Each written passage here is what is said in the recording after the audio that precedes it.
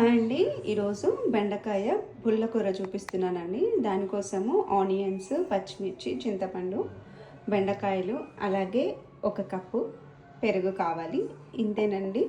దీన్ని ఇప్పుడు ఎలా చేయాలో చూద్దాము. ఇప్పుడు ఒక కుక్కర్ తీసుకొని దీంట్లోకి కొంచెం ఆయిల్ వేసుకోవాలండి. ఈ పుల్లకూరను ఇలా కుక్కర్లో చేస్తే ఇంకా ఈజీగా ఉంటుంది, లేదంటే మామూలుగా మగ్గించుకొనైనా చేసుకోవచ్చు.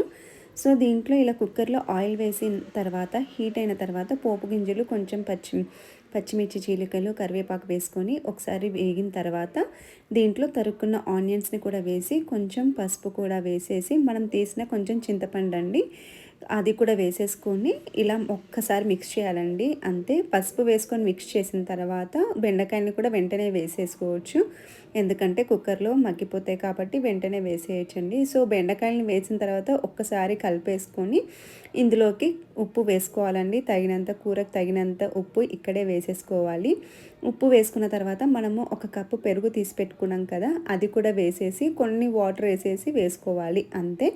ఇలా పెరుగు కూడా వేసేసిన తర్వాత ఒకసారి మిక్స్ చేసేసుకొని బాగా కలిసేలాగా మిక్స్ చేసేసుకోవాలి. అలాగే ఇప్పుడు కుక్కర్ మూత పెట్టేసి ఒక 2 to 3 విజిల్స్ రానిచ్చేస్తే మన ఈ పుల్లకూర అనేది రెడీ అయిపోతుందండి. చాలా సింపుల్గా 5 మినిట్స్లో ఈ రెసిపీ అయిపోతుంది.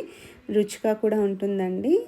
సో ఇలా విజిల్ వచ్చిన తర్వాత చూస్తే ఇవి బాగా ఉడికిపోయి ఉంటుంది. మనము ఒకసారి పప్పు గుత్తితో దీన్ని బాగా ఎనిపేసామంటే పుల్లకూర అనేది రెడీ అయిపోతుందండి. సో దీన్ని లంచ్లో అన్నంలోకి తింటే చాలా బాగుంటుంది. ఒకసారి మీరు కూడా నచ్చినట్లయితే ట్రై చేయండి. ఒకవేళ ఈ రెసిపీ నచ్చినట్లయితే నా ఛానల్ని ఫాలో అవ్వండి. అలాగే ఒక లైక్ చేసి, షేర్ చేసి, సబ్స్క్రైబ్ చేసుకోండి.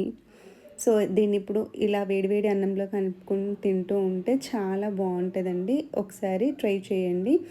ఈ రెసిపీ గురించి మీకు ముందుగా తెలిసినట్లయితే నాకు కామెంట్ సెక్షన్లో తెలియజేయచ్చండి. So thank you so much for watching.